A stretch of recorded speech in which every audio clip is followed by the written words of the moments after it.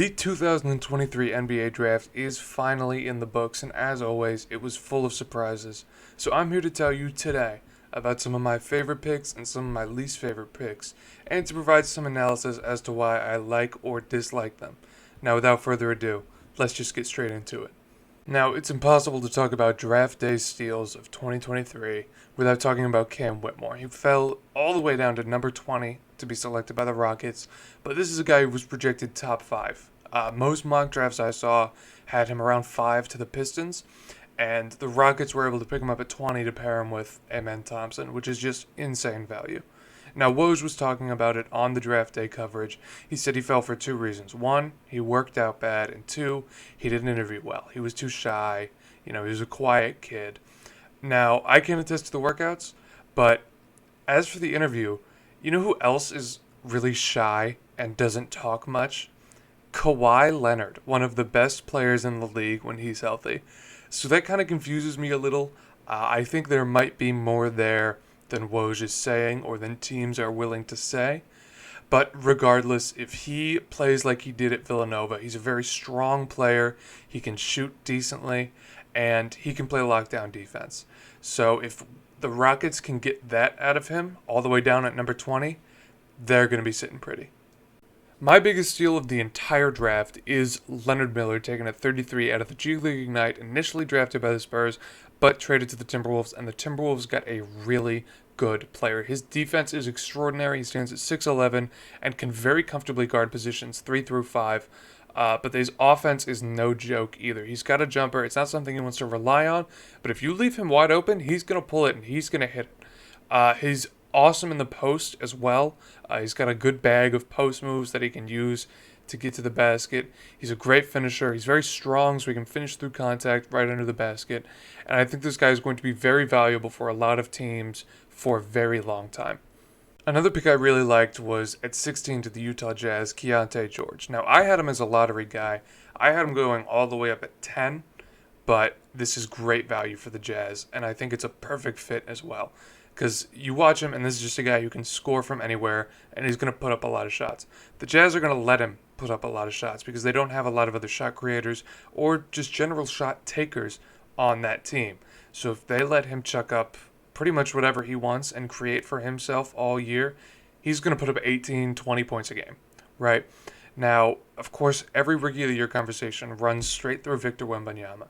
But if he wasn't here, I would have serious considerations about Keontae George being the Rookie of the Year. Another guy I thought was a little underdrafted, just because I'm all about showing love, is Michigan's Kobe Buffkin. He's very fast, very explosive. He can get above the rim really well, and he developed a really nice jump shot this year in Michigan. He's a great finisher. He mostly wants to finish with his finesse, but he does have the ability to fight through contact as well. On defense, he's not a lockdown defender, but he is going to make some guys' lives a little more difficult. The Hawks got him at, I believe, 15 or 16, and it is a weird fit for the Hawks because they are in need of great defense. But if they just want to go out and have the most explosive, the best offense in the game, this is a guy who's going to help them do that. I think he fits really well in the Hawks system, and they're going to let him do what he needs to be successful. Now on to a guy who I thought was a little overdrafted, and that's going to be Asar Thompson at number 5 to the Detroit Pistons. Now, obviously, he's been billed with his brother all year, and to see them taken back-to-back is honestly pretty cool. But I do have some concerns about his game, and that comes from his passing, his finishing ability, and his shooting, even though you just saw him knock down a 3. From the free throw line, he's been shaky, he's been inconsistent from 3, and I don't think he's strong enough to finish through a lot of the contact he's going to be seeing in the NBA. Right? I do think there's very good things about his game. I think his frame is NBA level already, and he's a defensive monster. He was blocking shots like crazy in the Overtime Elite League, which I do also have some concerns about. Playing in the Overtime Elite League is not the same as playing for college or even the G League Ignite like Scoot Henderson. So we're going to have to see how he translates to the NBA, but I do have some serious doubts. Another guy I thought was just slightly overdrafted was Brandon Miller. I thought Scoot Henderson should have been the pick at number 2, and this truly isn't about me hating Brandon Miller, because I really do love Brandon Miller. I think he's a very talented guy. He's a good shooter. He has the potential to be a great defender. He's got all the tools there. I just thought Scoot Henderson should have been the pick at number 2 for the Hornets instead of him. And that's why I think he's just a little overdrafted. But this isn't as bad of a pick as a lot of people are making it out to be. One of the weirder picks of the draft for me was the Magic selecting Anthony Black at number 6. Now, it's not because Anthony Black is a bad player. In fact, I think he's great. He's a great defender. He's a good playmaker. His jump shot's okay, but he's very poised when he's passing. It was just because how many guards does Orlando really need? They have Jalen Suggs, they have Cole Anthony, they now have Anthony Black, and they have Markelle Fultz.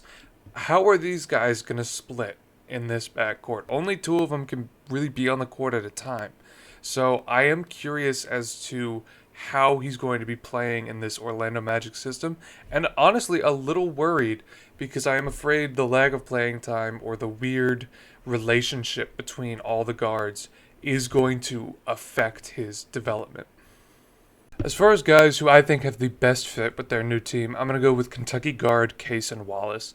This is a guy who's got a great jump shot, awesome off the catch and shoot like you just saw there, and he's also a very, very plus perimeter defender. His biggest knock as a guard from this class was that he wasn't as ball dominant as other guys like Anthony Black, but good news, he's playing with Shai Gilgeous-Alexander now, so he doesn't really have to be. This is a guy I'm very high on, and now he's surrounded with other good young talent where he doesn't have to do things he's not comfortable with. He can just focus on doing what he does best, and I think that's going to work wonders for his career. I think he's going to be very valuable to the Oklahoma City Thunder. Another guy I think will have a perfect fit on his new team is actually one I predicted. Somebody on one of my draft videos on TikTok, follow it by the way, at OnAccordPod, commented, "Where do you think Jordan Hawkins will land?" And I said, I don't know, nobody really knows what the draft is like. His ceiling is probably 12th to the Thunder, but I think he's going to go at 14 to the New Orleans Pelicans. And that's exactly where he went. And I think New Orleans benefits greatly from a guy like Jordan Hawkins on the roster. They struggled from the perimeter with their 2 stars, Brandon Ingram, obviously a killer from the mid-range, but you step outside a little bit and he starts to struggle. And Zion Williamson, much more of an interior guy, but Hawkins comes in and fills that need immediately. He's the best shooter in the draft. He can come off the pick and roll and shoot it. He can catch and shoot. He can create for himself, and I think his vision's a little underrated, quite honestly. I think he's a good playmaker. I think he can create for others, and the New Orleans Pelicans should be very happy with how their draft shaked out. Well, Ben, that was really great. But are there any guys who didn't really fit into any of those categories who you still want to talk about? Yes, thank you so much for asking. Scoot Henderson is just so that guy. I love this kid. He's got the same kind of game style build as Russell Westbrook, kind of John Wall a little, and these are 2 of my favorite players to ever play the game. This is my personal favorite player out of the draft class, and I promise you, Victor Wembanyama, who you see him cooking right here, oh my god, if you slip up, Scoot Henderson's going to be right behind you winning that Rookie of the Year award. He gets to the basket so well. He's so strong. He's so fast. He's got a good jumper. He can create for himself. He can create for others. I don't think there's anything I don't like about this kid. I am so high on him. It's ridiculous. He will be in the Hall of Fame one day, and I will be so happy. That's going to be it for me today. If you watched this whole video, thank you so much. It really does mean the world. Please do subscribe and especially hit that bell because I'm working on a pretty big video. I don't want to reveal anything, but it does have to do with the 2024 NFL Draft Class. Make sure you follow us on Twitter, on TikTok, anywhere you get your social media at OnAccordPod. If you agree, if you disagree, feel free to leave it in the comments. I'd love to discuss the NBA Draft with you. But that's going to be it. Thank you, and I'm going to catch you.